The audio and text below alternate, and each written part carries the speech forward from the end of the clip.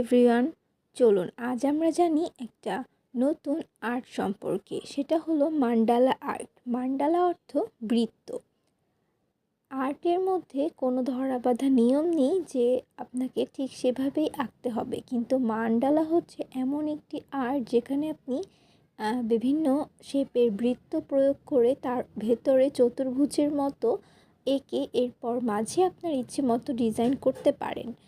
Mandala art সাধারণত তান্ত্রিক বৌদ্ধরা ধ্যানের সহায়তার জন্য ব্যবহার করতেন, যা এখনও করা হয়।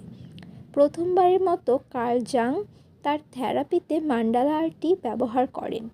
মান্ডালা আঁকার মধ্য দিয়ে তার রোগীদের মন শান্ত হয় এবং মনোযোগী হয়ে ওঠেন তারা। আর্ট থেরাপিস্টরা আত্মসচেতনতা নিজেকে প্রকাশ করার উপায় হিসেবে মান্ডালা আর্টটি ব্যবহার করে থাকেন। মানসিক শান্তির জন্য আপনারাও ট্রাই করে দেখতে পারেন।